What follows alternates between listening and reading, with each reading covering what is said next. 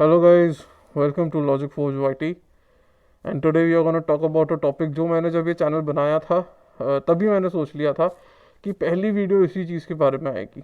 और just not just बनाया था, जब मैंने सोचा था ये चैनल बनाने के लिए, the reason behind the channel is the video that you are gonna talk about today, is the subject that you are gonna talk about today, that is Ayodhya and Ayodhya's Ram Mandir.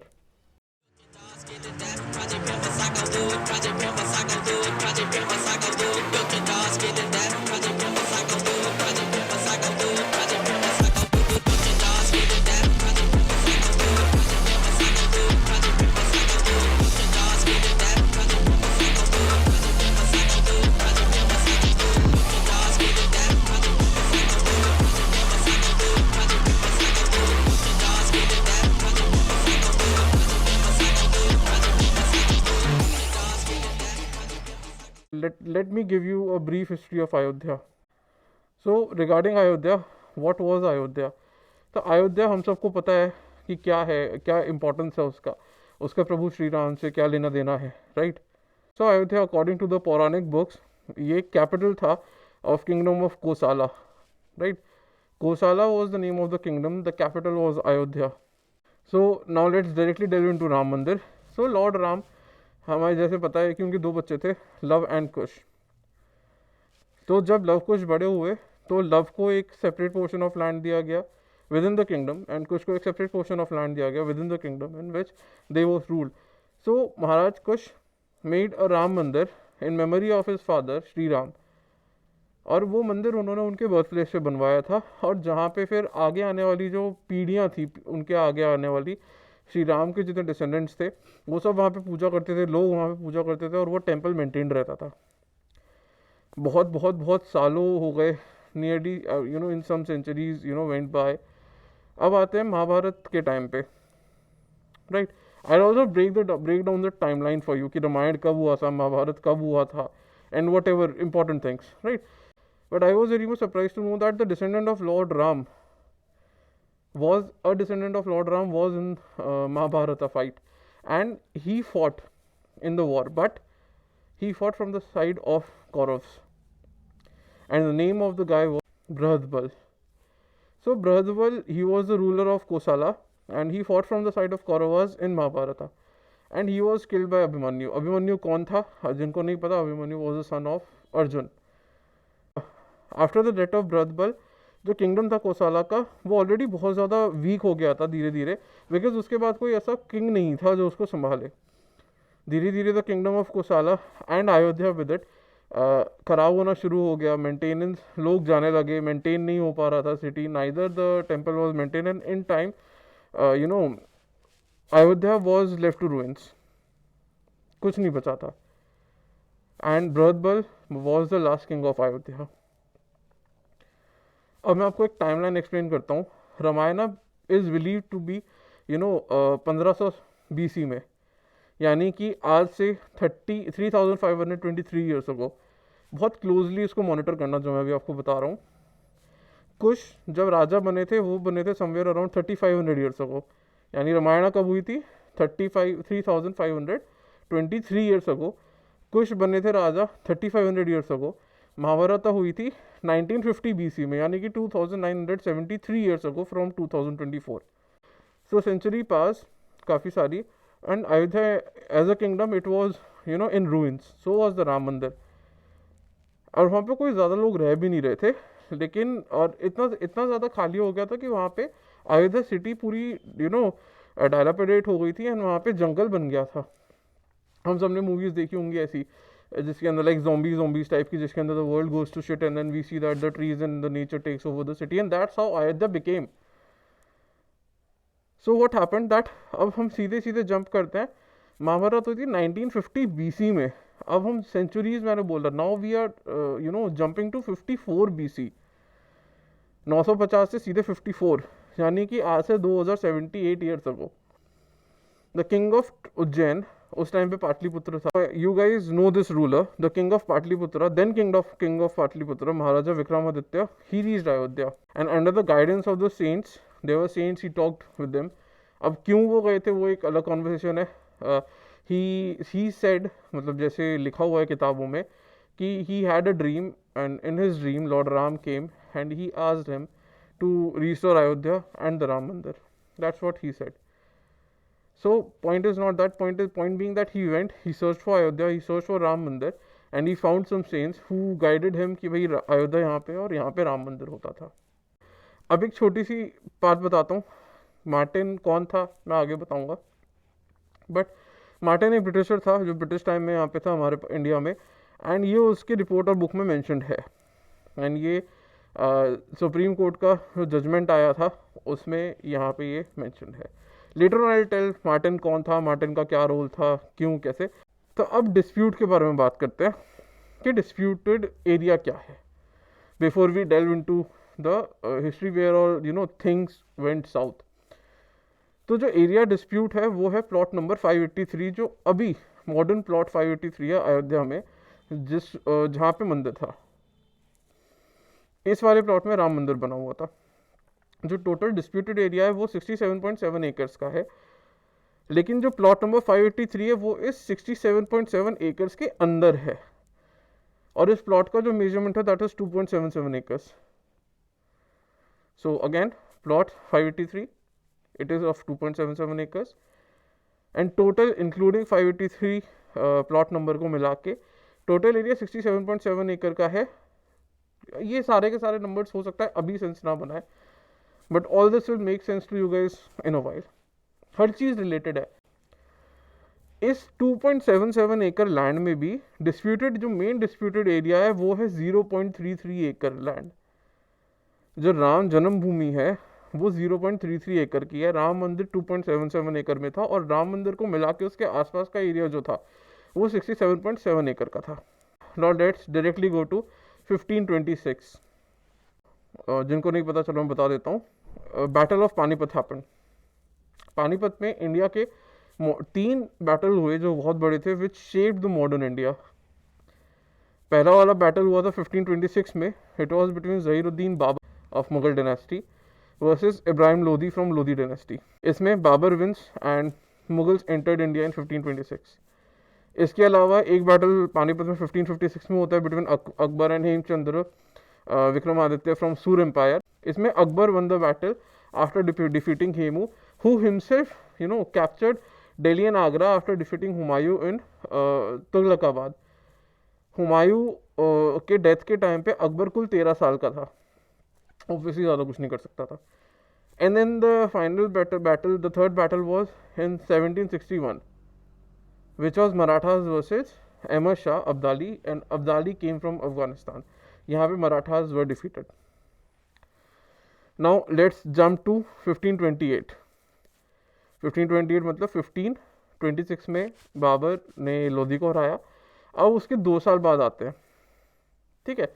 In 1528 what happened कि when Babar defeated Lodhi, सो एक बहुत common practice था उस time पे कि जो existing religious चीज़ें हैं उनको लोग डिस्ट्रॉय कर देते थे. New rulers they used to destroy the existing religious structures like temples और वट एवर, एंड उनकी जगह पे, ये नहीं कि उनसे 1-2 किलोमीटर दूर या 500 मीटर दूर, no no no, on either on the ruins of the temples or the church, or whatever, synagogues, whatever, या तो उनके ruins के ऊपर वो अपना ये बनाते थे मस्जिद, या फिर उस टेम्पल को ही तोड़ ताड़ के चेंज करके मस्जिद में कन्वर्ट कर देते थे.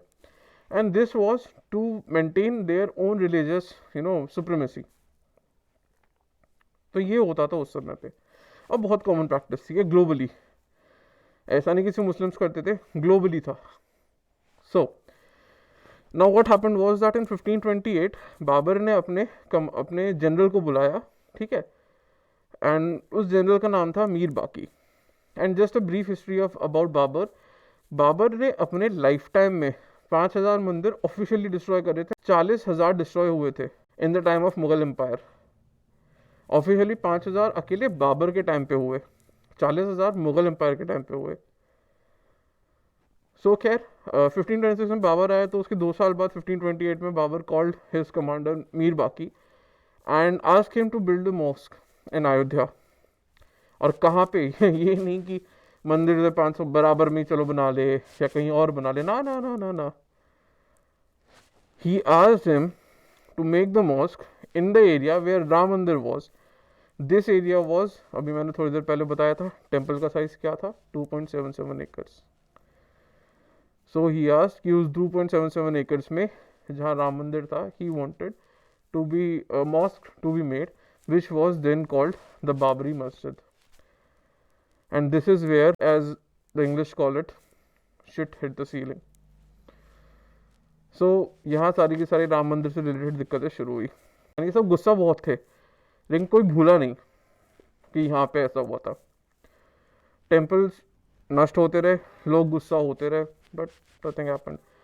Now let's go to 1722. Ayodhya के पास में ही एक निज़ाम थे, निज़ाम सादत अली खान. 18th सेंचुरी में यानी 1722 में अयोध्या के पास में एक जगह थी फैज़ाबाद. उन्होंने, मतलब जगह थी, फैज़ाबाद नहीं था, वो जगह थी, उसका नाम उन्होंने फैज़ाबाद रखा. अब आते हैं 1748 पे. 1748 में क्या हुआ था कि Mughals were very weak and the downfall of the empire started after the death of Mohammad Shah. अब मोहम्मद शाह की डेथ के बाद में क्या हुआ कि मराठास जो थे they started attacking and gain the land back from the Mughals. And Mughals push कर दिए थे in the areas that were around Delhi, जो कि Britishers by the time Britishers came and ah तो क्या 1600 समथिंग में गए थे ब्रिटिशर्स, लेकिन by the time Britishers actually active हुए बाय मिड 1800s, तो फिर ब्रिटिश ने उनको वहाँ से भी निकाल दिया एंड तब ब्रिटिश एम्पायर बना. वो एक अगली कहानी है. इसी ब्रिटिशर्स की वजह से 1757 इज इम्पॉर्टेंट. हाउ? बिकॉज 1757 में हुआ था बैटल ऑफ प्लासी. यहाँ पे बैटल ऑफ प्लासी, ये एक पूरा का पूरा एक अलग से एक वीडियो बनाएंगे where we will discuss about the British and India and what is happening today because of them too. वो एक अलग से वीडियो है, लेकिन उसका एक major part is the battle of Plassey that happened in 1757, in which the victory of British East India Company happened under the leadership of Robert Clive. And ये किसके साथ में वॉर हुआ था, बैटल हुआ था? ये हुआ था against the Nawab of Bengal. Britishers के लिए विक्ट्री थी, वो पॉसिबल हुई थी एक इंसान की वजह से. मेन उनका नाम था मीर जाफ़र. आपने सुनी होगी कहावत कि मीर जाफ़र है क्या.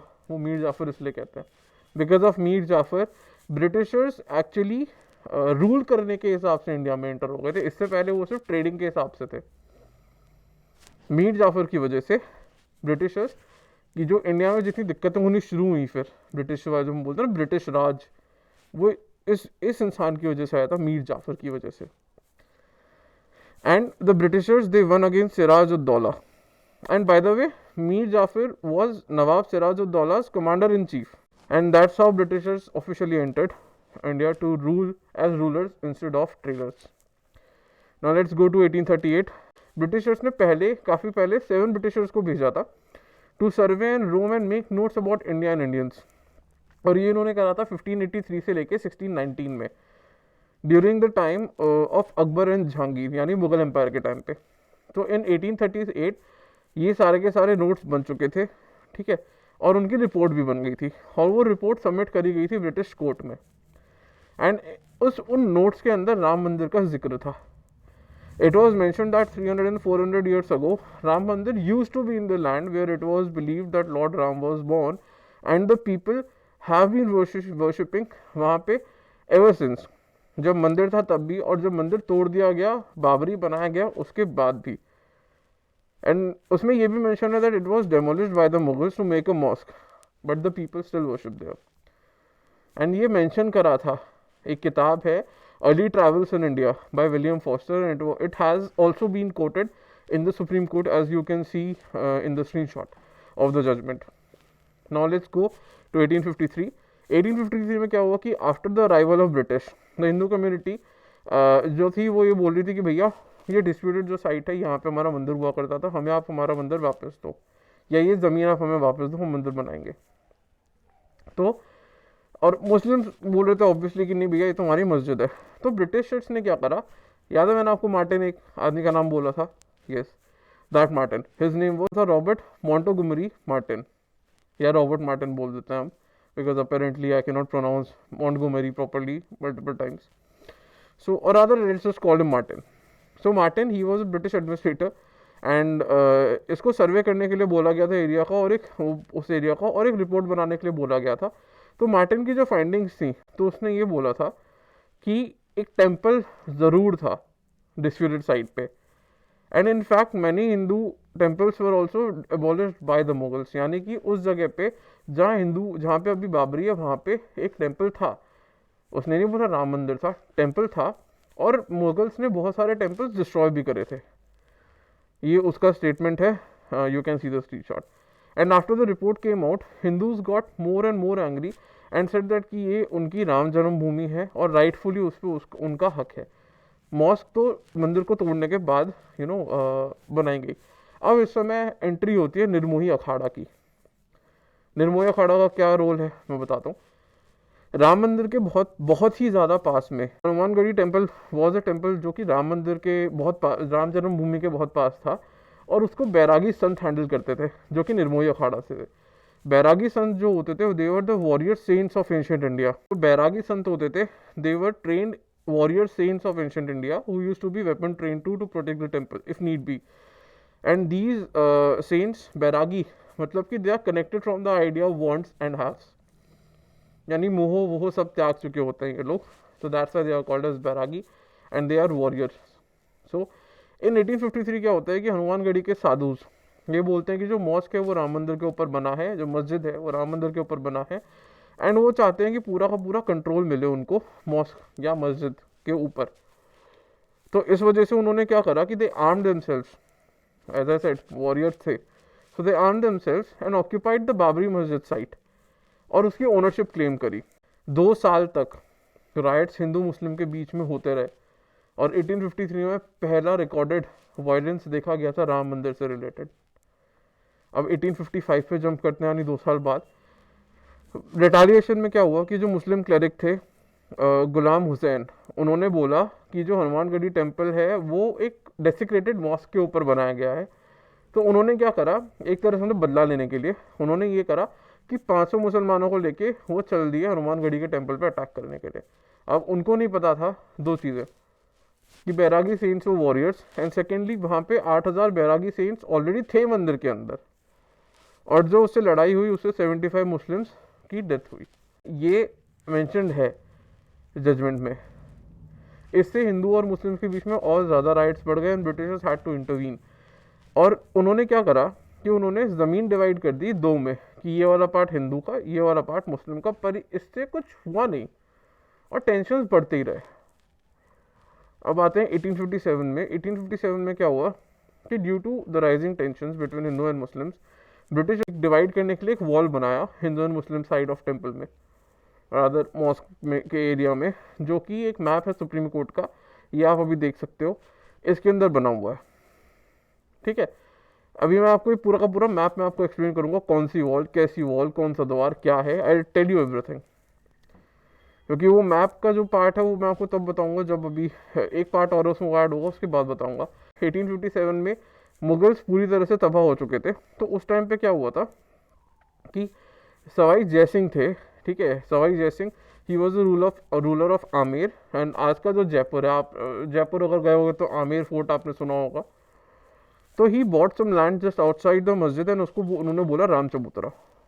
इसका एम क्या था चबूतरे का, वॉज कि भाई देखो हिंदू अंदर तो चलो जा नहीं सकते, कम से कम इस चबूतरे पे तो पूजा कर लें राम जी की। तो ये था राम चबूतरा। अब आते हैं हम मैप पे। ये आप जो मैप देख रहे हो अकॉर्डिंग टू द मैप जो जजमेंट में दिखाया है, एक्स, वाई और जेड, ये 3 डोम्स हैं। ये जो डोम्स थे यानी गुम्बद जो हमने देखा है ना, मुस्लिम या फिर मुगल्स के टाइम के जो आर्किटेक्चर है, या मुस्लिम आर्किटेक्चर हम बोल सकते हैं, वी सी की वहाँ पे डोम्स होते हैं, गुम्बद होती हैं। और जो वाई था वो सेंट्रल डोम था। वी कैन सी राम चबूतरा जहाँ पे हिंदूज पूजा करते थे, यानी ये राम चबूतरा आउटसाइड में आता है। वी कैन सी सीता रसोई विच इज सेड कि सीता माता यहाँ पे एक्चुअली खाना बनाती थी। अब हम देख सकते हैं मैप में लिखा हुआ है स ह न, ये वो जगह जहाँ पे मुस्लिम्स नमाज अदा करते थे, यानी ये इनर साइड हुआ बाबरी मॉस्क का।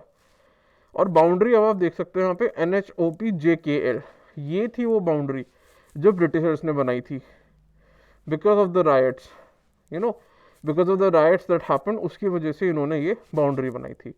तो जो मैं कह रहा था ना, मैं अभी आपको मैप में बताऊंगा वो। उसके बाद आता है आपका हनुमत द्वार, जो पहले से लोगों के लिए खुला हुआ था, और सिंह द्वार जो 1877 में खोला गया था, उस पर अभी हम आएंगे आगे। Now let's go to 1858. On 1858 नवंबर 28 महंत निहंग सिंह फकीर जो पंजाब से थे अपने 25 निहंग सिख्स को लेके पहुंचे थे डिस्प्यूटेड लैंड में।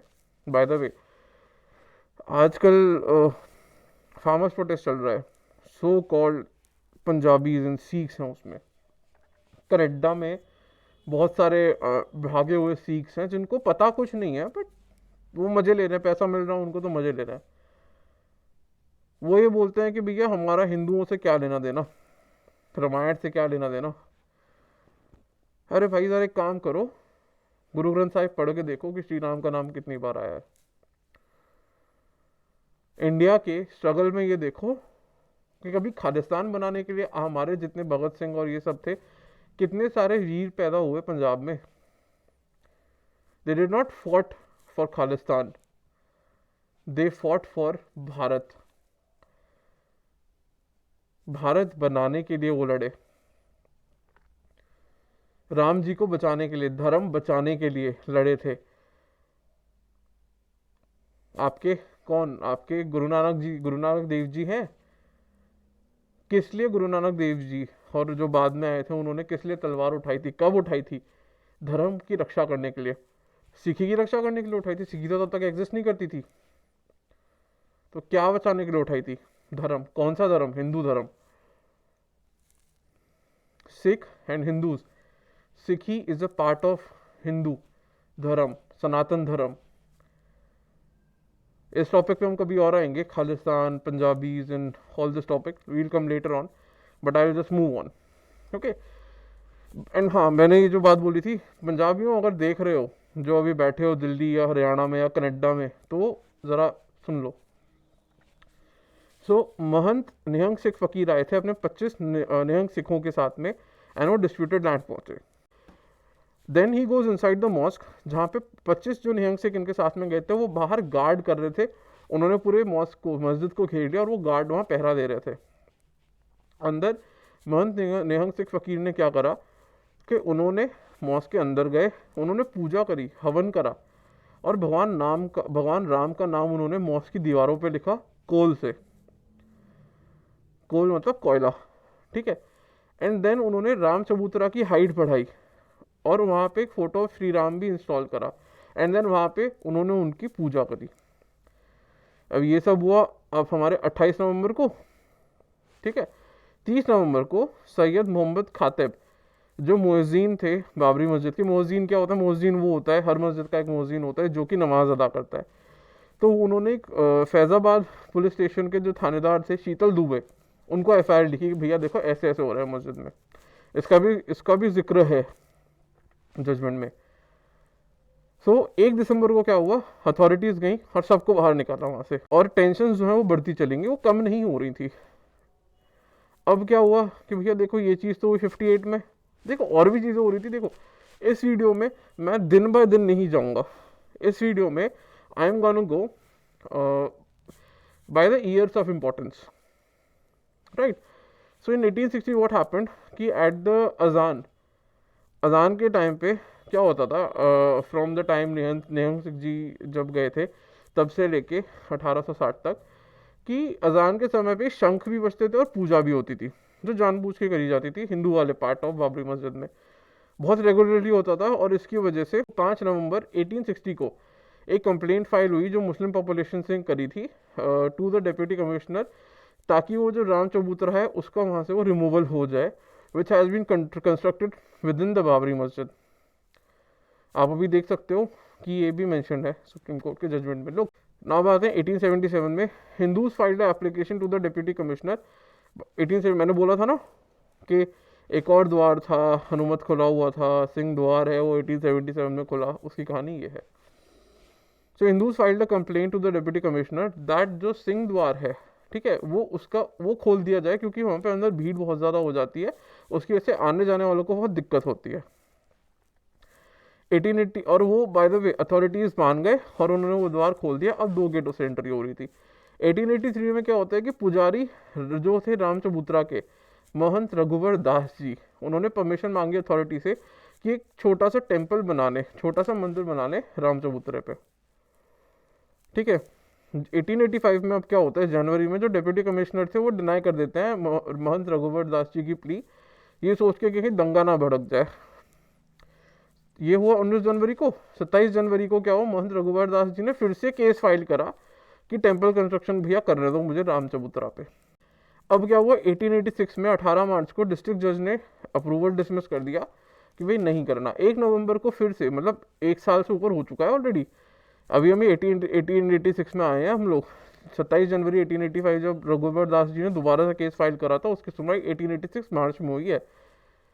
1 नवंबर 1886 को फिर से अपील फाइल हुई और इस बार कोर्ट ने बोला कि जो महंत रघुवर दास जी हैं वो टेम्पल को ओन नहीं करते, इस वजह से वो कंस्ट्रक्शन नहीं करा सकते, वो खारिज हो गया। अब 1934 में 27 मार्च को क्या होता है कि एक गाय थी, उसको मार दिया जाता है शाहजहां डिस्ट्रिक्ट फैजाबाद में। एक गांव है शाहजहां, फैजाबाद डिस्ट्रिक्ट में, वहाँ पे, जिसकी वजह से बहुत ज़्यादा दंगा फसाद हो जाता है और लोगों ने मस्जिद को अटैक कर देते हैं वो लोग, और मस्जिद की जो वॉल है वो गिरा देते हैं, और जो डोम है यानी जो एक गुंबद था उसको डैमेज कर देते हैं। वो बाद में ब्रिटिशर्स ने दोबारा सही करवा दिया था, लेकिन मुसलमान इससे खुश नहीं था। अब एक इम्पॉर्टेंट पार्ट है, ये अपने दिमाग में रखना, ये आगे बिल्कुल अंत में काम आएगा। ये जो हिंदूज थे वो पूजा तो करते थे, इरिस्पेक्टिव कि वहाँ पे मस्जिद है, मंदिर था, राम चबूतरा छोटा है बड़ा है कुछ भी है, हिंदूज हमेशा वहाँ पे पूजा करते थे, भजन करते थे, हवन करते थे। लेकिन इस्लाम के शरीयत के हिसाब से नमाज जो है वो ऐसी जगह पे नहीं पढ़ी जानी चाहिए जहाँ पे ऑलरेडी कोई दूसरा गॉड है। मैं ये नहीं बोल रहा कि Hindu Muslim, I am not saying that, Hindu Sikh या Christian whatever, no I am not saying that. और आई एम सेइंग कि शरीयत के हिसाब से नमाज ऐसी जगह पे नहीं पढ़ी जा सकती जो किसी और भगवान का या और किसी खुदा का एरिया है। तो इसलिए मुसलमान खुश नहीं थे इससे, और वो वहाँ पे नमाज धीरे धीरे कम करना, अदा करना कम कर दिए थे, बहुत ज़्यादा, इतना ज़्यादा कि कुछ टाइम बाद, आने वाले कुछ टाइम में नमाज अदा करनी बंद सी ही हो गई थी मॉस्क में लगभग। ठीक है, अब आते हैं हम लोग राम मंदिर के इवेंट्स पे इंडिपेंडेंस के बाद में। अभी तक तो हम लोग 1934 पे थे। 1947 में हमारे भारत को आज़ादी मिली अंग्रेज़ों से। 1949 दिसंबर 22, ओके, नियरली 2.5 साल बाद, ठीक है, अखिल भारतीय रामायण महासभा ने क्या करा कि जो हिंदू एरिया था मस्जिद का, वहाँ पे एक पाठ का आयोजन करवाया जो कि 9 दिन का था। एंड जब तक वो वाला पार्ट एंड हुआ, यानी कि वो रात जो थी वो 22 तारीख को नहीं करवाया, 22 दिसंबर को, उससे पहले 9 दिन पहले से चल रहा था। 22 दिसंबर की रात को क्या हुआ कि जो राम जी का आइडल यानी राम जी की एक प्रतिमा, वो मस्जिद के अंदर जो मुस्लिम वाला जोन का जो सेंट्रल एरिया था डोम का, जो हमने मैप में वाई से जो देखा था, उसमें रख दिया गया। अगले सुबह क्या हुआ, हिंदूज वहाँ पे बहुत सारी तादाद में आए और बोले कि यहाँ पे ये मूर्ति लगाई नहीं गई है, ये मूर्तियाँ लगाई नहीं गई है, ये मूर्तियाँ प्रकट हुई है। ठीक है, ये उन्होंने बोला ये मूर्तियाँ प्रकट हुई है, तो बहुत सारे हिंदूज आने लगे। तो 29 दिसंबर को क्या हुआ कि जो सुन्नी सेंट्रल वक्फ बोर्ड था, उन्होंने एक एफआईआर बनाई और वो एफआईआर दी और स्टेटिंग कि जो हिंदू हैं वो झूठ बोल रहे हैं और उन्होंने ये जो प्रतिमा है श्री राम की वो रखी है वहाँ पे, ताकि उनको मस्जिद का पोजीशन मिल जाए। बहुत ज़्यादा टेंशन रोज हुए। इस वजह से गवर्नमेंट ने क्या करा कि जो मस्जिद है उस पे, उसके गेटों पे ताले लगा दिए। अंदर अब मुसलमान तो जा नहीं सकता, हिंदू भी है बाहर से दर्शन करेगा, अंदर नहीं जा सकता। अब इन सब में कुछ टाइम बाद क्या हुआ कि सरदार वल्लभ भाई पटेल जी जो थे और पीएम नेहरू उस टाइम पे, जवाहरलाल नेहरू जी, उन्होंने सीएम ऑफ यूपी उस टाइम पे गोविंद वल्लभ पंत होते थे और उस समय के होम मिनिस्टर थे श्री लाल बहादुर शास्त्री। उनसे उन्होंने ये रिक्वेस्ट करी कि भैया एक काम करो, ये जो राम जी की प्रतिमा है इसको मस्जिद से आप बाहर कर दो। इन्होंने क्या करा फिर, ये जो फैजपुर का जो डिप्यूटी कमिश्नर थे उस टाइम पे, उनसे बोला कि भाई तुम बाहर करो, तो उन्होंने मना कर दिया कि भैया दंगे फसाद हो जाएंगे, मैं नहीं करूँगा। और जब उनको प्रेशराइज करा गया तो उन्होंने अपना रेजिग्नेशन दे दिया कि भैया मैं मरना नहीं चाहता, दंगे भी नहीं करवाना चाहता, पाप भी नहीं खाना चाहता, लो भाई आई एम गोइंग। अब क्या होता है कि सरकार को इंक्रीजिंग टेंशन का आभास होता है कि भैया लोगों में गर्मा गर्मी बढ़ रही है देश में, और वो डिसाइड करते हैं कि चलो भाई ठीक है, हम जो प्रतिमा है उसको हम नहीं हटाएंगे। और जो इनर पोर्शन होता है, यानी कि जो पोर्शन था ना बिहाइंड NHOPJKL वॉल के, जो हमने मैप में देखा था उसको तो लॉक कर ही देते हैं, आउटर पोर्शन को भी लॉक कर देते हैं। अब सिर्फ पहले तो हिंदू जा सकता था आउटर पोर्शन में एटलीस्ट, अब हिंदू भी नहीं जा सकता, सिर्फ पुजारी जा सकते थे वहाँ पे पूजा करने के लिए, अर्चना करने के लिए, बस। अब आते हैं 1950 में। तो 16 जनवरी को क्या होता है कि गोपाल सिंह विरसत जी एक केस फाइल करते हैं। गोपाल सिंह विरसत जी क्या बोलते हैं फैजाबाद कोर्ट में कि भैया जो केस फाइल करा उसमें होता है कि वो पूजा करना चाहते हैं लेकिन उनको अथॉरिटीज़ द्वारा पूजा करने नहीं दिया जा रहा अंदर, ये केस था। इस साल निर्मोही अखाड़ा भी एक केस फाइल करता है राम मंदिर के लिए, और 1 अप्रैल को क्या होता है कि कोर्ट ऑर्डर दे देता है कि कमिश्नर को कि भैया एक काम करो, कोर्ट कमिश्नर एक होता है, कोर्ट ऑर्डर देता है कि उस मैप का जो डिस्प्यूटेड एरिया है उसका आप एक मैप बनाओ, उस एरिया का डिस्प्यूटेड एरिया का आप एक मैप बनाओ। 25 मई को क्या होता है कि जो कोर्ट कमिश्नर जिसको रिस्पॉन्सिबिलिटी दी गई थी 1 अप्रैल को, वो अपनी रिपोर्ट देता है और 2 मैप सबमिट करता है। जो पहला मैप था वो डिस्प्यूटेड एरिया का मैप होता है, और जो सेकंड मैप होता है वो डिस्प्यूटेड एरिया प्लस उस डिस्प्यूटेड एरिया की जो आसपास की लोकेलिटी है उसका मैप होता है। You can see it in the judgement का स्क्रीनशॉट। अब जून में क्या होता है कि कोर्ट की रूलिंग होती है and the court states that all the decisions अब जो होंगे इस मैटर से रिलेटेड वो कोर्ट लेगा। और इस वजह से जो बहुत सारे केसेस जो फाइल करे थे हिंदूज़ ने कि भैया हमें मंदिर के अंदर जाने दो, हमें भगवान राम की पूजा करनी है, और मुसलमानों के कि जो अंदर भगवान राम की प्रतिमा है उसको बाहर निकालना चाहिए मस्जिद के, वो सारे के सारे केस अब कोर्ट के पास एक साथ चले गए। कोर्ट ने क्या करा कि जो बाबरी मस्जिद का जो इलाका है जहाँ पे मस्जिद बनी हुई है, जहाँ गुंबदें वुंबदें हैं, उसको बोला विवादित ढांचा, और उस ढांचे के आसपास को जो एरिया है यानी कि जो बाहर वाला पार्ट है जहाँ पे पूजा वूजा होती थी उसको बोला विवादित स्थल। अब जितने भी केसेस थे विवादित ढांचे से रिलेटेड और स्थल से रिलेटेड वो सीधे हाई कोर्ट जाने लगे। अब इसके बाद क्या होता है कि पॉलिटिक्स होनी शुरू हो जाती है इस टॉपिक पे। 1976 में क्या होता है कि जो गवर्नमेंट सैंक्शन करती है एक्सकवेशन जो कि किया जाता है ASI की टीम यानी आर्कियोलॉजिकल सर्वे ऑफ इंडिया की टीम में अंडर मिस्टर बीबी लाल, और इस टीम में एक मेंबर थे, आपने उनका नाम अब सुना होगा, मिस्टर के मोहम्मद, राइट। सो जब मिस्टर के मोहम्मद और उनकी टीम और बीबी लाल के अंडर जो काम कर रहे थे, जब वो खुदाई करते हैं तो वहाँ डिस्कवर करते हैं कि जो वेस्टर्न साइड था मस्जिद का वहाँ पे टेम्पल के रिमेन थे। एक्सकवेशन ने रिवील करा कि टेम्पल की जो फाउंडेशन है 12 पिलर्स के साथ में बनाई गई थी विद टेराकोटा फिगर्स, इंसान और जानवर के, जिसकी वजह से टीम ने ये, अब ये शब्द सुनना, हाइपोथेसिस दिया कि यहाँ पे पहले मंदिर था। वी कैन से कि भाई अच्छा कोर्ट ने अभी क्यों नहीं माना, because it was just a hypothesis. Okay okay, now from 76 let's go to 1978। 1978 में राम मंदिर से रिलेटेड कुछ नहीं हुआ था, लेकिन 1978 में जो हुआ था उसका आगे जाके राम मंदिर के केस के ऊपर असर पड़ने वाला था। 1978 में हुआ था शाह बानो का केस। अब जिनको नहीं पता उनके लिए ये है, जिनको पता है आप थोड़ा वीडियो आगे स्किप कर लो। शाह बानो केस क्या हुआ था कि मोहम्मद अहमद खान थे, वो एक लॉयर थे, and he married Shah Bano Begum in 1932 and they had 3 sons and 2 daughters. 1975 में जब शाह बानो 62 साल की थी, उन्होंने उसके जो हस्बैंड थे अहमद खान, उसने उनको डिवोर्स दे दिया और जितने उनके बच्चे थे उनको घर से बाहर निकाल दिया, इंक्लूडिंग शाह बानो। अप्रैल 1978 में जो खान था Ahmad Khan, he stopped giving her the maintenance money जो उन्होंने खुद प्रॉमिस करा था। शाह बानो ने केस फाइल करा सेइंग कि she has no means to support herself and her children, and उन्होंने क्रिमिनल सूट फाइल करा उन्होंने लोकल कोर्ट में इंदौर में against her husband and asking कि भैया मुझे मेंटेनेंस अमाउंट दो मेरे और मेरे बच्चों के लिए। सुप्रीम कोर्ट क्या करती है, जजमेंट उनके फेवर में देती है, वो जीत जाती है alimony from her ex husband. इससे लेकिन क्या हुआ कि मुसलमान बहुत ज़्यादा गुस्सा हो गए for some reason I mean, क्यों नहीं आप एक किसी बूढ़ी औरत को इस टाइम पे आप इतनी उम्र का होने के बाद में आप उसको छोड़ रहे हो। शान बाय द वे इस टाइम तक उन्होंने दोबारा शादी भी कर ली, अहमद ने दोबारा शादी भी कर ली, बुढ़ा हो गया, भाई को शांति नहीं है, बट ठीक है, जिसकी जैसी वो श्रद्धा, ठीक है।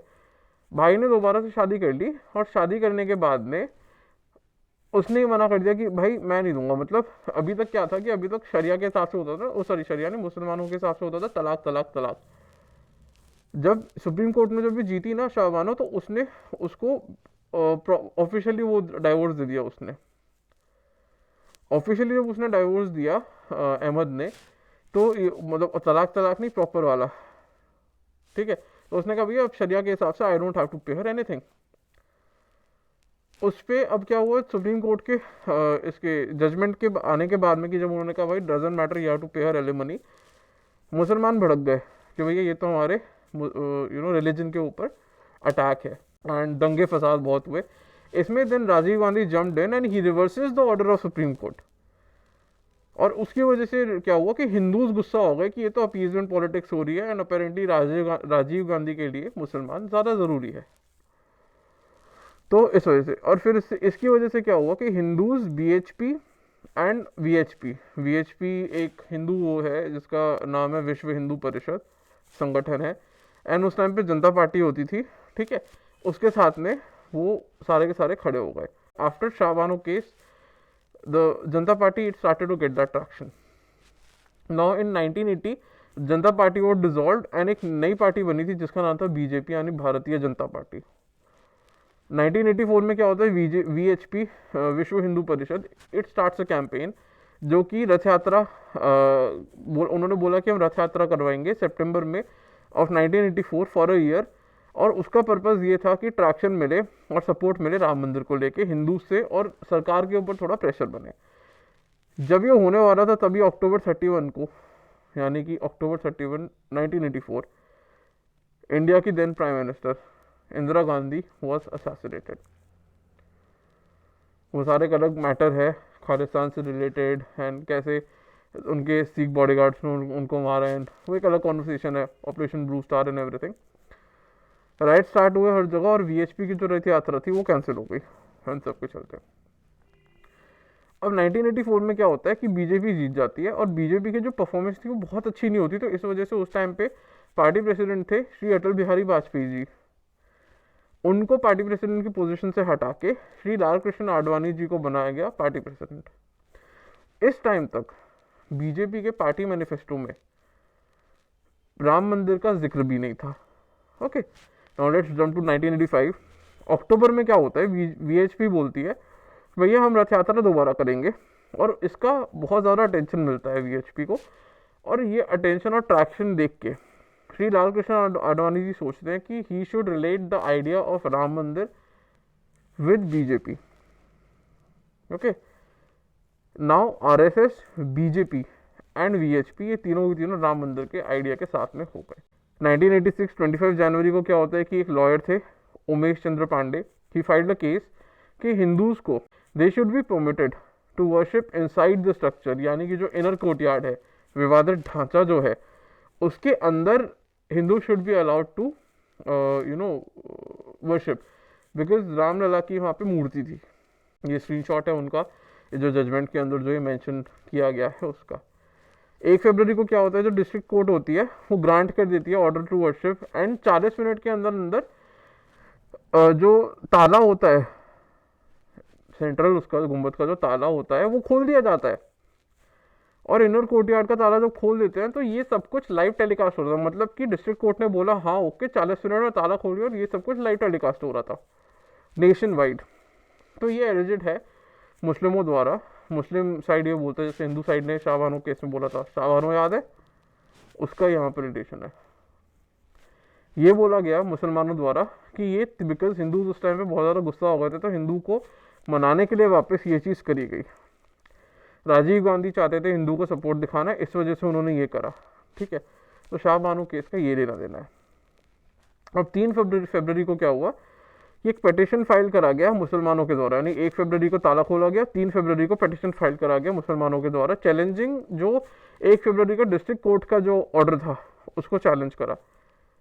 तो जो कोर्ट थी उसने एक हाई कोर्ट ने एक इंटेरिम ऑर्डर पास करा कि भैया जो प्रॉपर्टी है, नेचर ऑफ जो प्रॉपर्टी जो है उससे कोई भी छेड़खानी नहीं करेगा, और 1 फरवरी से पहले चीज़ें जैसी थी प्लस जो भी सामान जिस तरीके से अंदर था वो वैसे का वैसा ही रहेगा। तो अगर आपने कुछ चीज़ इधर उधर करी है, कुछ निकाला है, कुछ गेट खोले हैं, कुछ भी करा है, no you have to restore it back to the condition of everything the way it was before 1 February, ताला खुलने से पहले। इससे क्या होता है, इससे इफेक्ट क्या होता है कि जब लॉक्स खोले गए ना, तो हिंदूज ने अपनी आइडल देखे और उन्होंने क्या हुआ कि उन्होंने गवर्नमेंट को और ज़्यादा प्रेशराइज करना शुरू कर दिया कि भैया यहाँ पे मंदिर बनाओ। इसके अगेंस्ट मुसलमानों ने क्या करा कि 6 फरवरी को, मतलब 1 तारीख को फरवरी को ताला खोला गया, 3 फरवरी को वापस हुआ, 3 दिन हिंदुओं ने प्रेशर करा, 6 फरवरी को बाबरी मस्जिद एक्शन कमेटी बनाई गई मुसलमानों द्वारा। अब जो बाबरी मस्जिद एक्शन कमेटी थी, ये केस केस लड़ने कोर्ट हियरिंग्स में नहीं जाती थी। ये मुसलमानों की तरफ से होता था सुन्नी वक्फ बोर्ड और हिंदुओं की तरफ से होता था Nirmohi Akhara. Yes, that same Nirmohi Akhara. अब आते हैं 1989 पे। इस साल में क्या हुआ था कि एक थर्ड पार्टी, अभी तक तो देखो 2 गुटों में हो रहा था, which was Nirmohi Akhara and Sunni Waqf board. 1989 में third party it entered the court struggle. और इसमें ये थर्ड पार्टी कौन था या क्या था? It was Shri Ram himself. Ram ji जो एंटर हुए थे, इनको रिप्रेजेंट कर रहे थे फॉर्मर जज और वीएचपी के leader mister Devki Nandan Agarwal. And Devki Nandan Agarwal की डेथ के बाद में ये जो कंटिन्यू करा था केस, वो करा था त्रिलोकी नाथ पांडे जी ने। अब फरवरी 1989 में क्या होता है, कुंभ मेला होता है और ये अनाउंस किया गया कि अब से 9 महीने के बाद, यानी कि अब से 9 महीने के समय में, यानी कि नवंबर 9 को ऑफ 1989 ऑब्वियसली शिलान्यास किया जाएगा। शिलान्यास क्या होता है कि एक फाउंडेशन स्टोन रखा जाएगा विवादित एरिया, मतलब शिलान्यास होता है कि कहीं पे भी आप फाउंडेशन स्टोन रखो, right, and once you have put that foundation stone, now you can start the construction of that in that area. किसी भी मंदिर या किसी भी ऐसी जगह का, रिलीजियस जगह का हिंदूज में पहला जो पत्थर रखा जाता है उसको शिलान्यास कहते हैं। वन शिलान्यास is done, you can start the construction. ये इंपॉर्टेंस है शिलान्यास की। तो शिलान्यास फाउंडेशन स्टोन तो मैंने आपको बता दिया, लेकिन ये फाउंडेशन स्टोन बोला गया कि रखा जाएगा विवादित एरिया में। इसका एम क्या था कि विवादित एरिया में जब हम ये रख देंगे तो उसके बाद में राम मंदिर का कंस्ट्रक्शन शुरू हो जाएगा। अब आते हैं 30 सितंबर 1989। ये दिन डिसाइड किया गया था, यानी कि जो बोला था ना फरवरी में शिलान्यास तो होगा तब, लेकिन उससे पहले होता है शिला पूजन। शिला पूजन होगा 30 सितंबर 1989 को।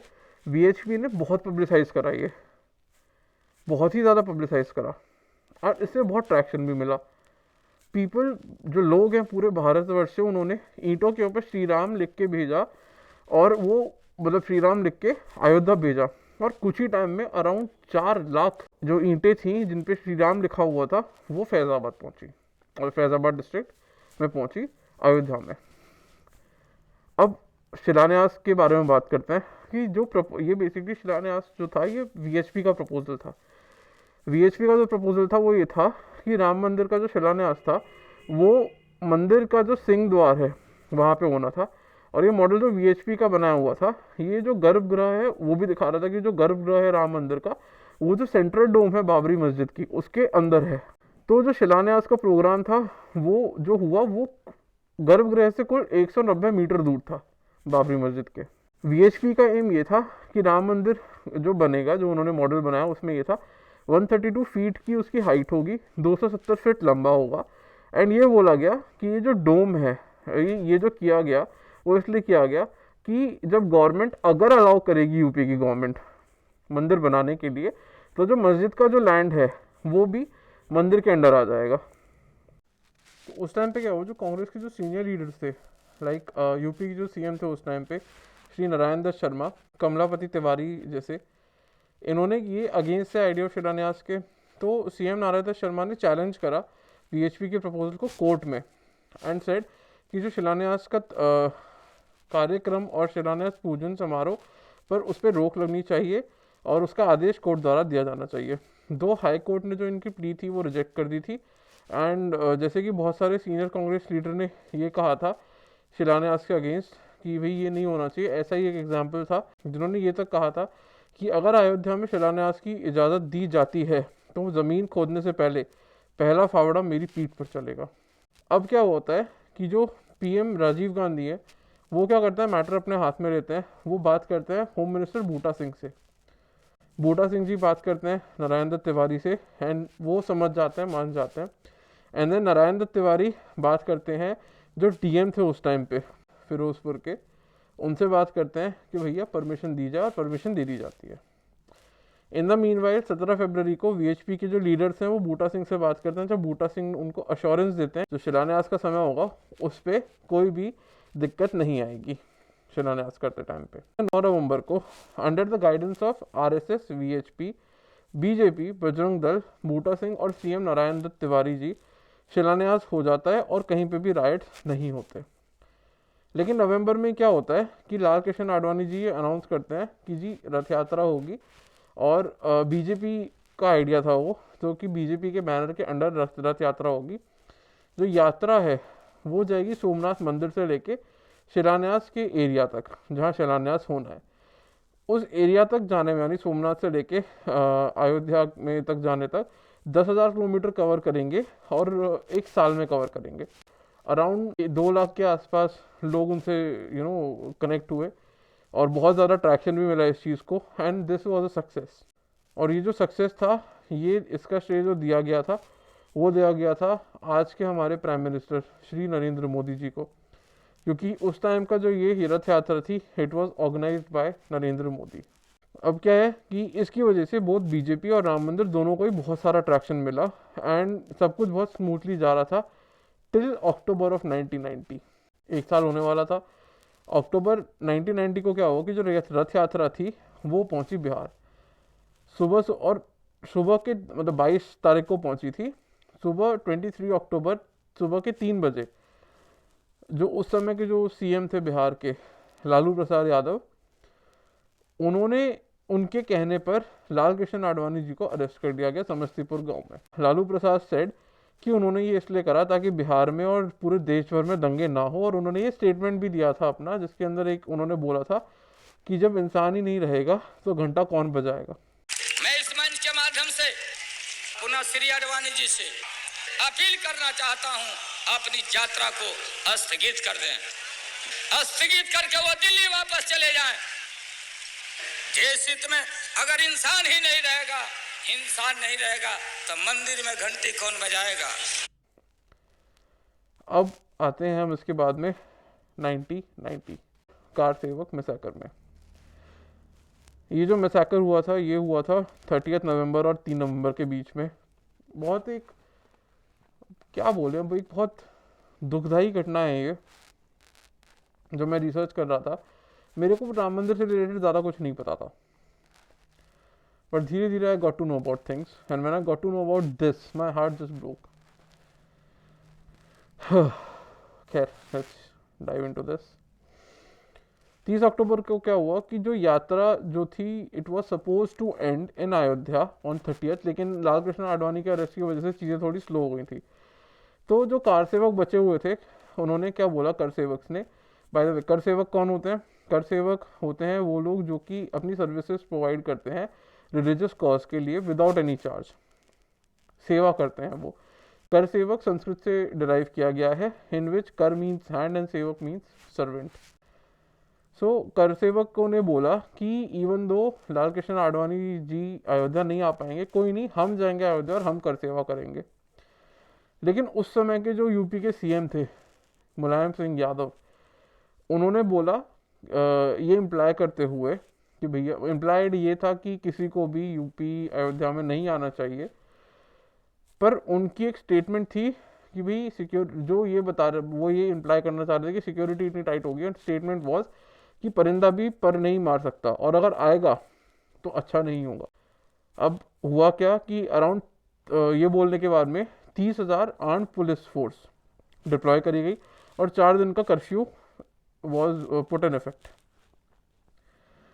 30 अक्टूबर को कर सेवक जैसे तैसे विवादित एरिया में पहुंचे और कुछ कर सेवकों ने बाबरी मस्जिद के ऊपर जो भगवा झंडा है वो लहराने की कोशिश करी, जिसको देख के जो फोर्सेस थी वहाँ पे पुलिस फोर्सेस, उन्होंने ओपन फायर कर दिया और उसकी वजह से बहुत सारे कर सेवकों की डेथ हुई।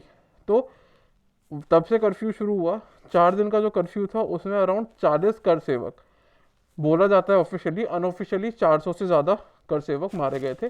एंड 600 शायद ऑफिशियल फिगर है, 600 या 500 ऑफिशियल फिगर है, एंड ये बोला जाता है कि समवेयर अराउंड 1000 कर सेवक्स दे वर इंजर्ड। अब कुछ आपको एक ऐसे फैक्ट बताता हूँ जिनको आप सुन के ना आपका खून खौलेगा।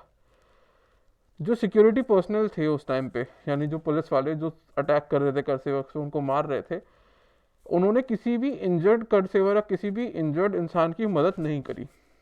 दूसरा, आइडियली क्या होता है कि you are not suppose to kill people अगर कोई इंटेंट नहीं हो तो। मतलब यार वो कर सेवा करने के लिए आए हैं, भगवान की पूजा करने आए हैं, भगवान का काम करने आए हैं, अगर वो नहीं मान रहे आपकी बात, चलो मैं मानता हूँ कि आपके हिसाब से वो गलत कर रहे हैं, तो you could have just shot them in their leg और their hands and just put them out of commission.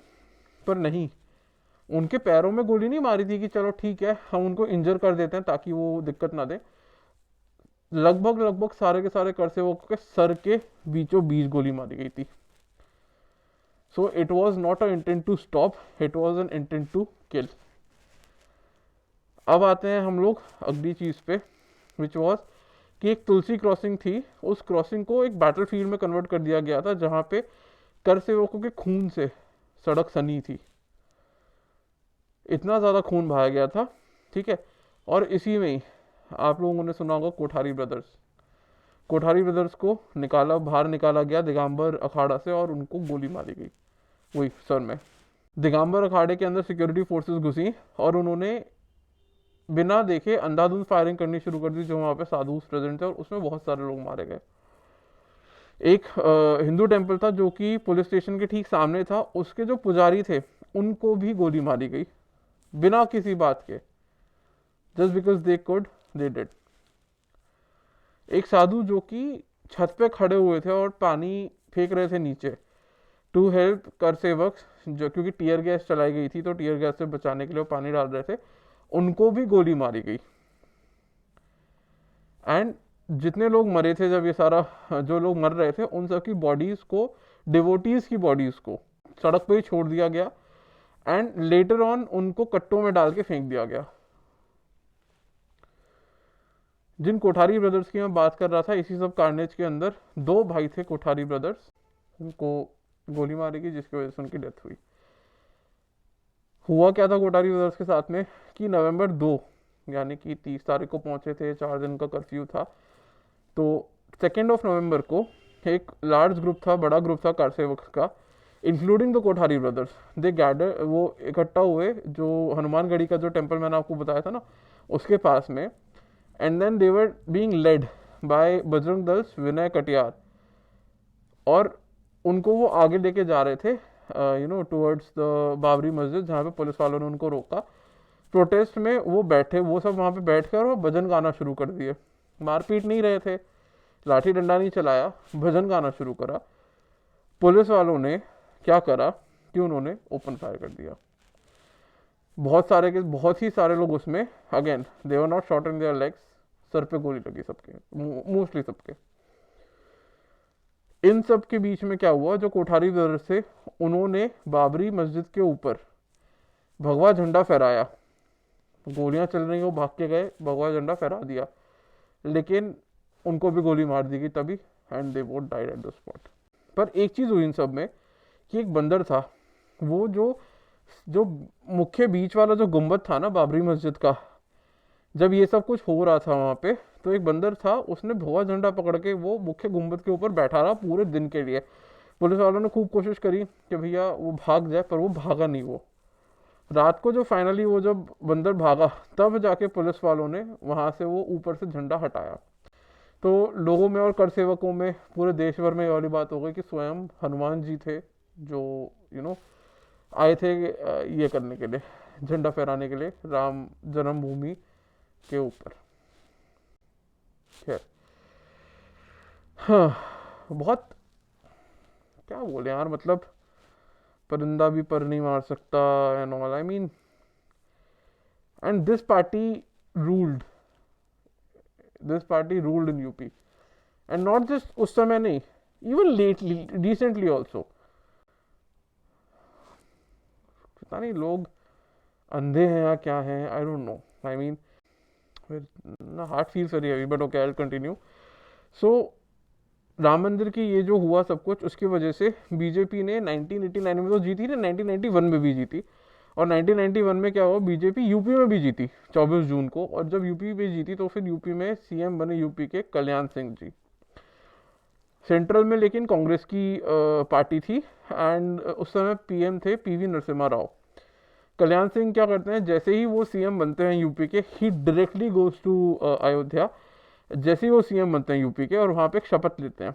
और ये आपने शपथ सुनी होगी बहुत बार। और कुछ ऐसे लोग जिनको मैं क्या ही बोलूँ, जैसे मुन्नावर फारूकी और भी लोग हैं, जाहिल अनपढ़ गवार, जो मजाक उड़ाते थे। एक और वो है ना, एक कॉमेडियन था, I am forgetting the name of the comedian, जिसने अर्णव गोस्वामी को भी प्लेन पे बहुत परेशान करा था, और उसकी भी वीडियो आई थी। शक्ल भी उसकी गंदी सी है देखने में, मुझे नाम नहीं याद उसका, and it is better I don't remember that guys name, but he तो बहुत मजाक उड़ाया होगा और आपने सुना होगा।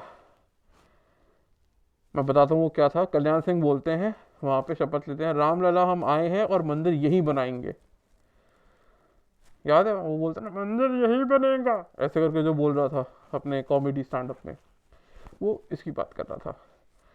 7 अक्टूबर को अब क्या होता है, कल्याण सिंह जी क्या करते हैं कि जो विवादित एरिया होता है ना, वो 2.77 एकड़ का, उसको स्टेट गवर्नमेंट के अंडर ले लेते हैं।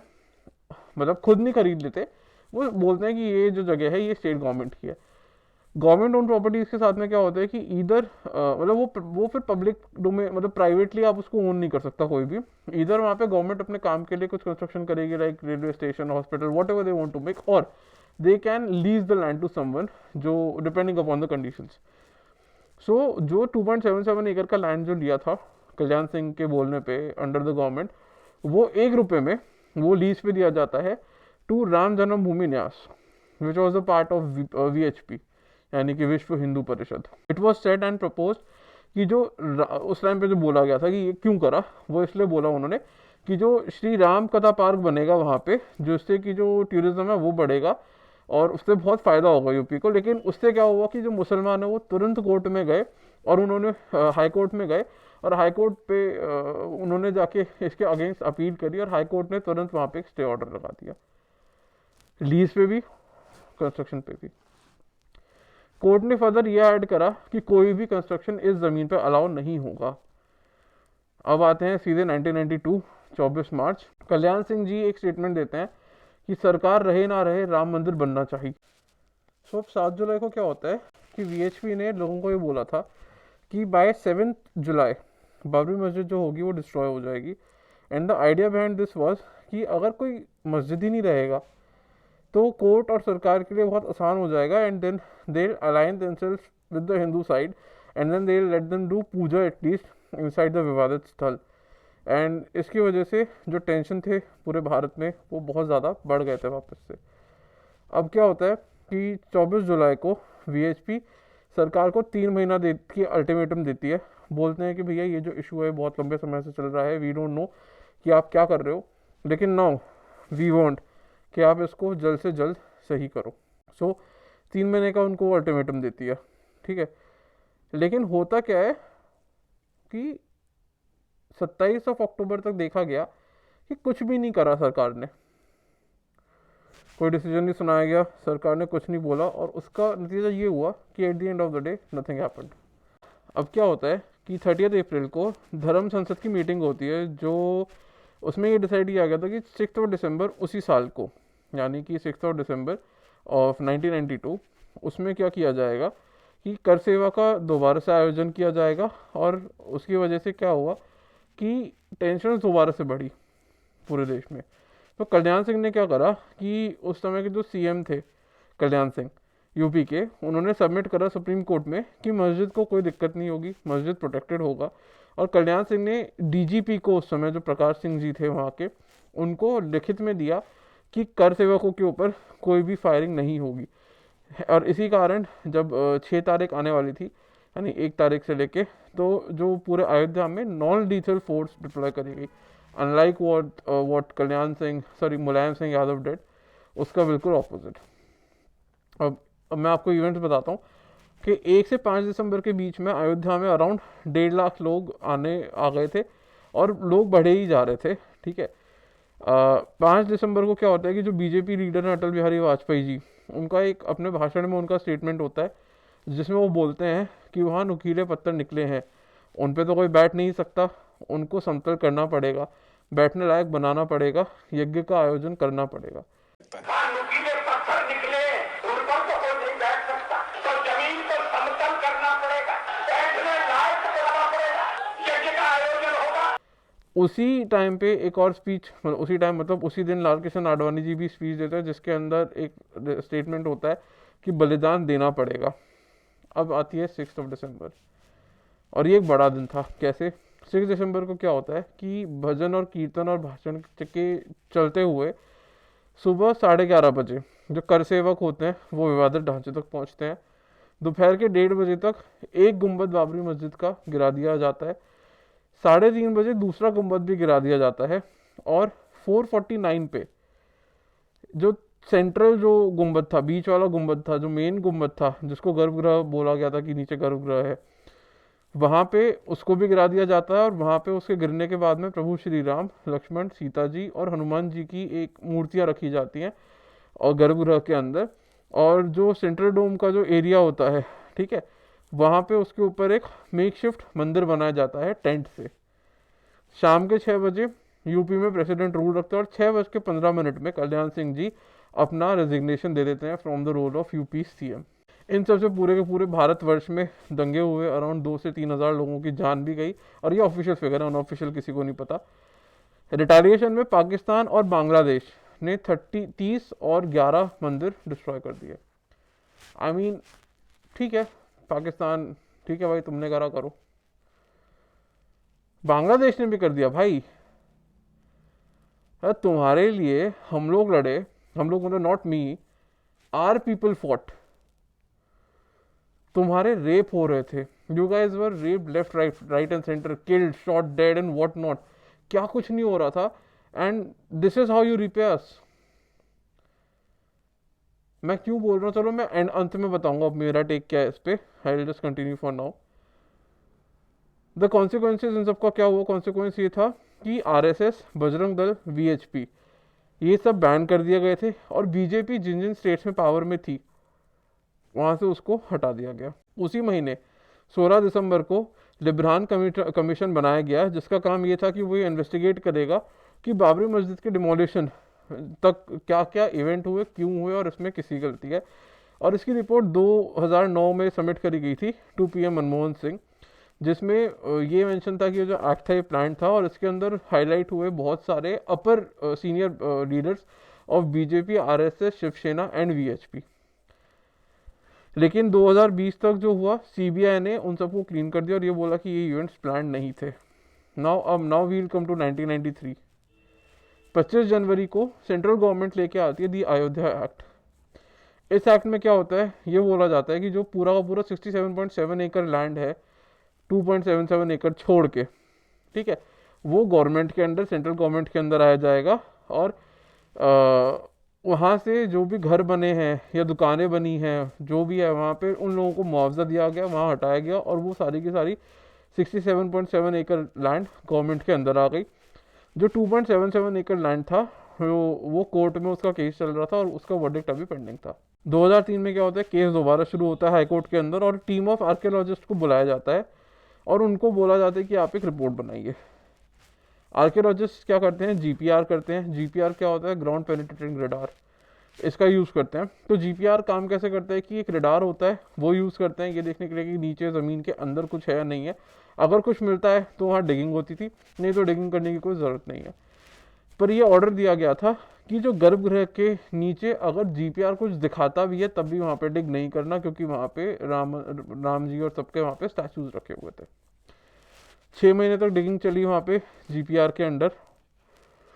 जब तक वहाँ डिगिंग का काम चला, 2 जुडिशियल ऑफिशियल्स भी वहाँ पे रखे गए जो कि पूरे के पूरे समय उस टीम के साथ में होते थे ताकि ट्रांसपेरेंसी बनी रहे, कुछ छुपे ना। अब क्या होता है कि जो जीपीआर की रिपोर्ट आती है, उस रिपोर्ट के अंदर थोड़े इंटरेस्टिंग 3 पॉइंट्स हैं। पहला पॉइंट ये निकल के आता है, वो ये बताता है कि बाबरी मस्जिद एक किसी खाली ज़मीन पे नहीं बनी थी, वो किसी चीज़ को डिमोलिश करके उसके ऊपर बनाई गई थी। सेकंड, स्ट्रक्चर अंडर द मस्जिद इज़ नॉट इस्लामिक, यानी कि मंदिर के नीचे जो स्ट्रक्चर है जिसके ऊपर मस्जिद बनाई गई थी वो इस्लामिक नहीं है। And then the third part was कि structure found under the masjid seems to be of temple of Ram Mandir और नॉट, वो नहीं पता। लेकिन यानी कि जो स्ट्रक्चर मिला है मंदिर के नीचे वो एक मंदिर, सॉरी मस्जिद के नीचे वो एक मंदिर है, पर ये हम कंफर्म नहीं कर सकते कि वो राम मंदिर था या एक नॉर्मल मंदिर था। अब क्या होता है कि 2005 में लश्कर तैयबा के 5 टेररिस्ट इंडिया के अंदर घुसते हैं, जिनका एम ये होता है कि जो टेम्प्रेरी राम मंदिर था जो कि 1992 में दिसंबर में जो बनाया गया था उसको वो उड़ाने के साजिश से आते हैं। लेकिन अयोध्या में सीआरपीएफ उन पांचों के पांचों टेररिस्ट को मार देते हैं before they were able to do anything. 2010 में क्या होता है कि हाई कोर्ट का जजमेंट आता है। उस जजमेंट में वो ये बोलते हैं कि हाँ, रामलला का वहाँ पे जन्म हुआ था। जो स्ट्रक्चर मिला है मस्जिद के नीचे वो इस्लामिक ओरिजिन का नहीं है, लेकिन वो एक हिंदू टेम्पल है। लेकिन उन्होंने बोला कि जो 2.77 एकड़ का डिस्प्यूटेड लैंड है उन्होंने उसको 3 पार्ट में डिवाइड करा। सेंट्रल पार्ट जो दिया था वो दिया गया रामलला को, मैंने बताया था ना रामलला एंटर करते हैं एज द थर्ड पार्टी, ठीक है। एंड जो कि रिप्रेजेंट करा था बाय हिंदू महासभा, यानी Ramlala ji he was being represented by the Hindu Mahasabha. एक पार्ट जो था यानी कि जिसके अंदर राम चबूतरा और सीता रसोई थी वो निर्मोही अखाड़ा को दिया गया, और एक पार्ट उस one third of that part was given to UP Sunni Waqf board. इससे खुश कोई नहीं था, और इसी के चलते 2011 में ये केस को सुप्रीम कोर्ट में लेके जाया गया। 2017 में अगस्त में सुप्रीम कोर्ट की सुनवाई शुरू होती है, और वो हाई कोर्ट के ऑर्डर पे एक स्टे लगा देता है, और वो ये बोलता है कि जो हाई कोर्ट का जजमेंट था वो गलत था, वो सही नहीं था। अपने जजमेंट को बनाने के लिए सुप्रीम कोर्ट क्या करती है, कुछ चीज़ों का इस्तेमाल करती है। वो क्या क्या चीज़ें इस्तेमाल करती है, एक तो होता है ASI यानी आर्कियोलॉजिकल सर्वे ऑफ इंडिया की जो रिपोर्ट थी, जो ये कह रही थी कि मस्जिद के नीचे जो था वो एक हिंदू टेम्पल है, और इसी कारण जो सुन्नी वक्फ बोर्ड का जो क्लेम था वो सुप्रीम कोर्ट ने बोला कि वो फॉल्स है, कोई क्लेम नहीं बनता उनका। सेकंड आते हैं जो ट्रैवल लॉग्स, जो मैंने आपको बताया था ना 7 जो ब्रिटिशर्स जिनको ब्रिटिशर्स ने बोला था कि भैया आप पूरे इंडिया में घूमो and then you write about the India and Indians, तो उन्होंने वो जो रिपोर्ट थी उनकी उसको कंपाइल होकर 1838 में आई थी।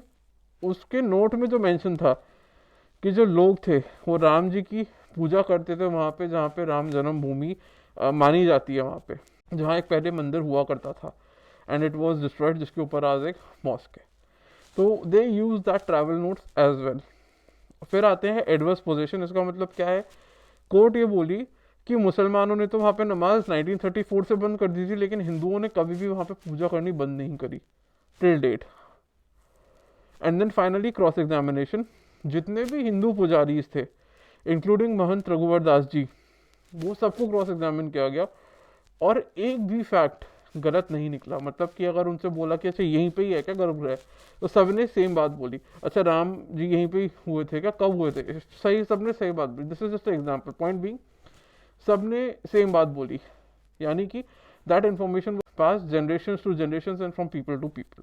नाउ 2018 में क्या होता है कि जो फैजाबाद जो डिस्ट्रिक्ट होता है उसको चेंज करके इंस्टेड ऑफ फैजाबाद डिस्ट्रिक्ट बनाया जाता है अयोध्या को, in November of 2018 by the UP CM Yogi Adityanath. 2019 में क्या होता है, फाइनली जजमेंट आता है ऑन 9th ऑफ नवंबर, और जो जजमेंट आता है वो आता है और उसमें हिंदू जीत जाता है। जजमेंट का पॉइंट्स क्या थे सोच रहे हो, मतलब कब से लड़ाई चल रही है, कब से, मतलब महाभारत के टाइम से दिक्कत होनी शुरू हुई, एंड जब बाबर आया तब से राम मंदिर का इशू शुरू हुआ। उसका सोल्यूशन निकल के आता है 2019 में। खैर सच इतनी लंबी लड़ाई यार, सोच रहे हो कितने लोग मरे होंगे यार, छोड़ो कंक्लूजन बाद में। तो जजमेंट का जो पॉइंट था वो क्या था, points of judgement that the court gave was कि जो 2.77 एकड़ लैंड है वो रामलला को दी जाएगी, ना ही निर्मोही अखाड़ा को, ना ही सुन्नी वक्फ बोर्ड को। सेकंड, सुन्नी वक्फ बोर्ड को 5 एकड़ ज़मीन दी गई अयोध्या डिस्ट्रिक्ट में, एक गांव है धनीपुर में, वहाँ पे। थर्ड पॉइंट था कि 2.77 एकड़ लैंड में जो राम मंदिर बनेगा उसका कंस्ट्रक्शन होगा, और उसको जो मैनेजमेंट होगा यानी साफ सफाई and etcetera what ever it is, उसके लिए कोर्ट ने ऑर्डर करा सेंट्रल गवर्नमेंट को कि एक ट्रस्ट बनाए, और उस ट्रस्ट का नाम रखा गया श्री राम जन्मभूमि तीर्थ क्षेत्र ट्रस्ट। उसके अंदर 15 बोर्ड मेंबर्स होंगे, 15 में से 14 जो बोर्ड मेंबर होंगे वो spiritual leaders and government appointees हो सकते हैं, लेकिन जो एक ट्रस्टी है वो हमेशा निर्मोही अखाड़ा से होगा। और चौथा पॉइंट ये था कि जो रिमेनिंग 67.7 एकड़ लैंड है, मतलब रिमेनिंग नहीं, जो 67.7 एकड़ लैंड है, जो 2.77 एकड़ लैंड के बड़ा आसपास है, उसको डेवलप करेंगे पिलग्रिम्स, यानी कि जो लोग वहाँ पे पूजा वूजा के लिए घूमने के लिए आए हैं उनको सपोर्ट करने के लिए धर्मशाला बना दिए, होटल्स बना दिए, इस तरीके से। अब 2020 में 5 अगस्त को भूमि पूजन होता है, फाउंडेशन स्टोन सेरेमनी होती है जो कि हमारे पीएम नरेंद्र मोदी जी के अंडर होती है। 2024 में राम मंदिर की प्राण प्रतिष्ठा होती है जो कि 22 जनवरी को की जाती है। पूरा देश देखता है, पूरा देश खुशियाँ मनाता है। जब से राम मंदिर और जब से राम जन्मभूमि तीर्थ क्षेत्र का जो ट्रस्ट बना है, जब से बना है तब से भारत के लोगों ने, सरकार ने नहीं, लोगों ने, डिवोटीज ने, उन्होंने 3500 करोड़ रुपीस डोनेट किया है। तो 3500 करोड़ रुपए डोनेट करे हैं, सरकार ने नहीं, लोगों ने। और जिनको समझ नहीं आ रहा, इतने तो होते हैं जीरोज, इतने तो होते हैं डॉलर्स, और मालदीव और पाकिस्तान तुम लोग सोच लो तुम्हारा क्या है। खैर, और गवर्नमेंट की जो इन्वेस्टमेंट है यूपी में वो हुई है, वो प्लान करा गया है 85,000 करोड़ का, जो अगले 10 सालों में लगेगा, यानी कि $10 billion. Hi Pakistan, hi Maldives, what the hell were you saying Maldives. खैर, मालदीव्स की तो कभी और बजाएंगे। रीडेवलपमेंट ऑफ अयोध्या के लिए सरकार ने $10 बिलियन यानी कि 85,000 करोड़ रुपीस लगाए, और वो 10 साल के टाइम फ्रेम में होगा ये सारा काम।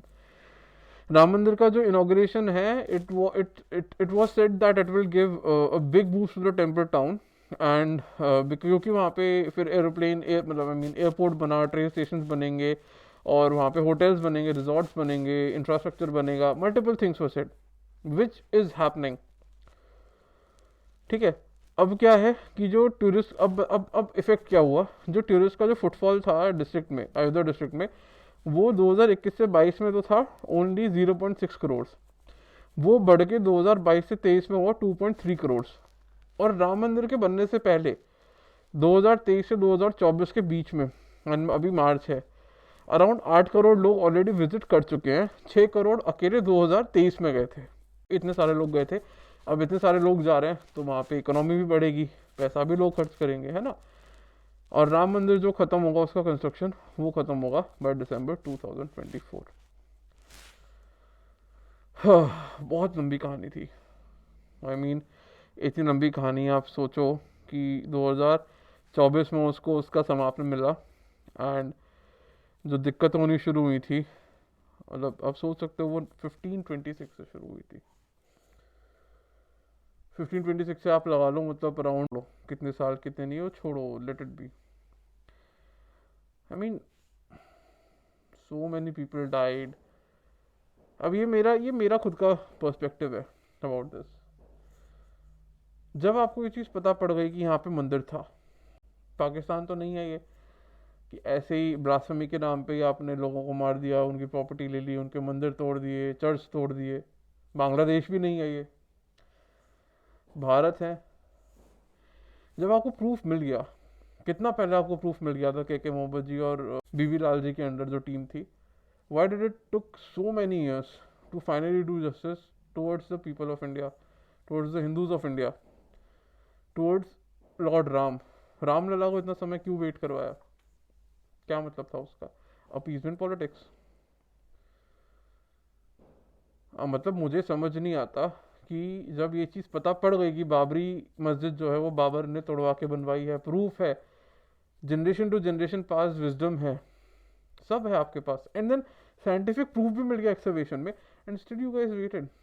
डू यू थिंक कि और कोई भी कंट्री होगी जहाँ पे इतने सारे लोग आपके एक रिलीजन के इतने मेजॉरिटी में है, और वो कोर्ट का रास्ता चूज करते हैं, और उसका सिला क्या मिलता है कि कितने सालों तक ये केस चला, कितने सालों तक हमारे लोगों को दिक्कत हुई।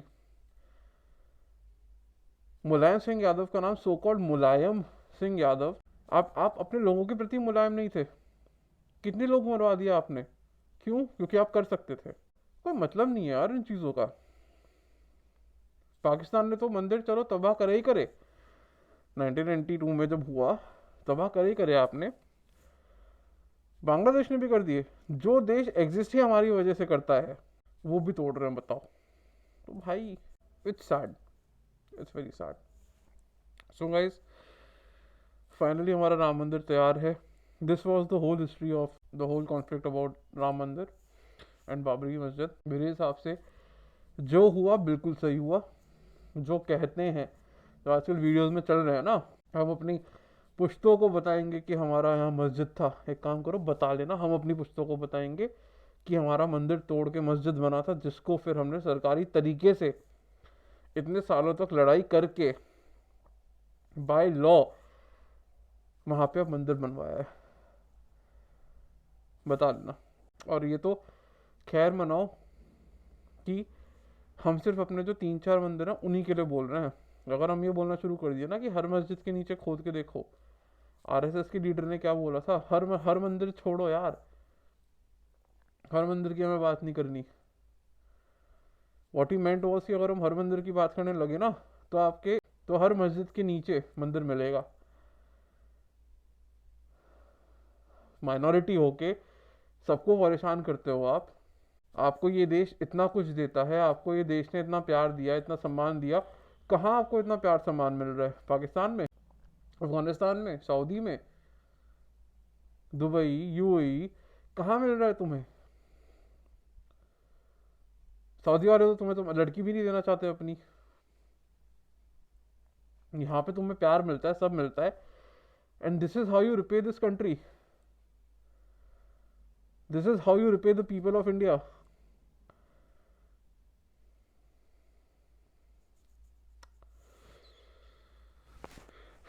इससे ज़्यादा बोलूँगा तो फिर दिक्कत हो जाएगी। जो हुआ सही हुआ। पैसा हमने दिया, हमारे लोगों ने दिया, हमारे डिवोटीज ने दिया। रो लो जितना रोना है। जय Shri Ram. I get the money and it's right on cue. The double bag, I'ma tap my crew. Hold a couple racks, tell 'em I love you. Wanna be a boss, do it like I do. Yeah.